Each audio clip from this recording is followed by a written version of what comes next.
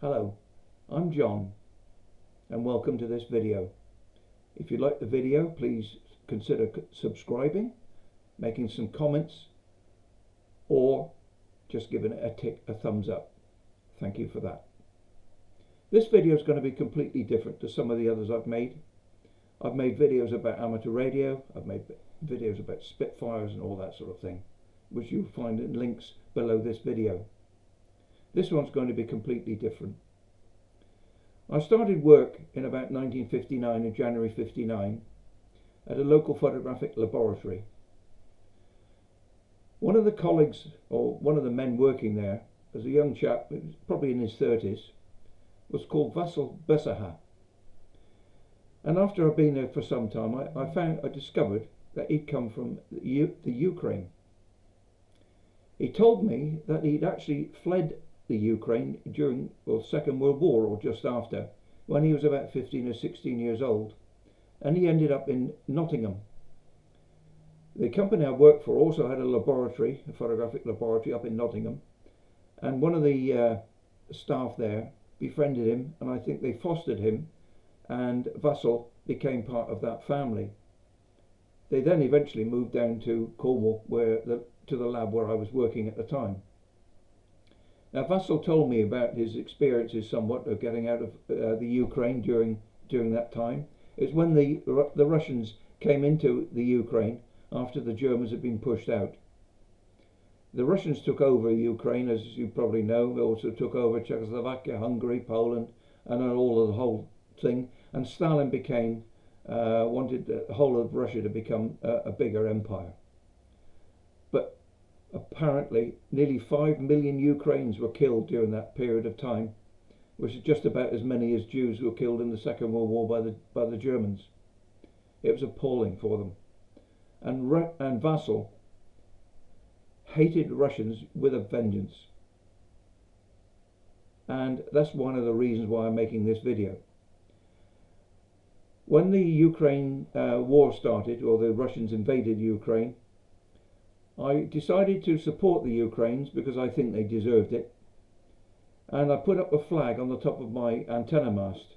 And this is a video of that flag. If you come down towards where I live in Hale, you come down the Camborne A30 road, and as you come into Hale, you look virtually in front of you across the roundabout, you'll see my flag flying, usually pretty proudly. But that flag is not only there to support the Ukrainian defense of Ukraine at the moment against the Russians, but also in memory of my friend and colleague Vasil, who endured all that horrible time during the Second World War, or just after it. So here is the flag, and following that I found a BBC report by the BBC reporter Jeremy Bowen on a lady whose son had been killed in a village just outside of Kiev.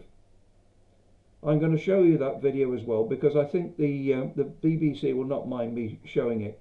I've edited it a little bit to cut it a bit shorter.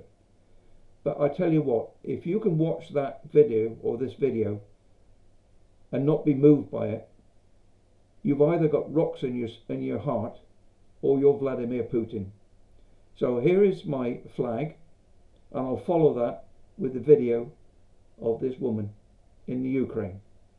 Thank you for watching, and I'll see you next time.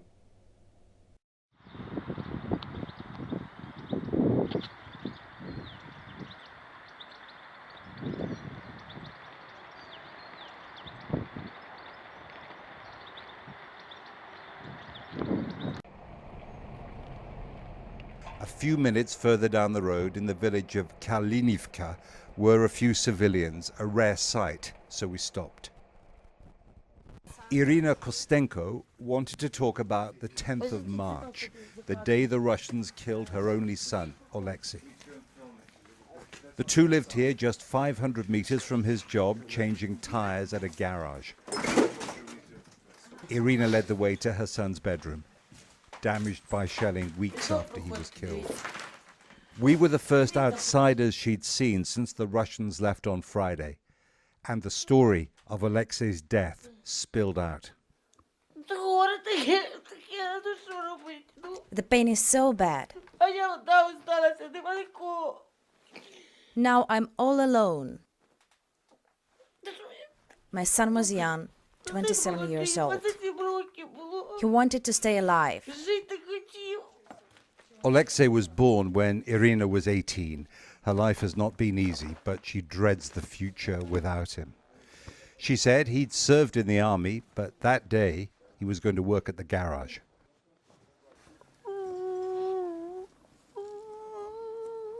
On her own, Irina buried Alexei in the garden after she'd brought his body back from the road in a wheelbarrow.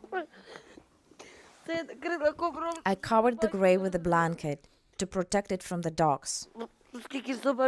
He isn't in a coffin. I had to roll him in a carpet. Did you say to the Russians, "Why did you kill my son"? They were in jeeps with guns. They killed him and fled. How can I talk to such morons? I want them dead. I want their children to lie like my son.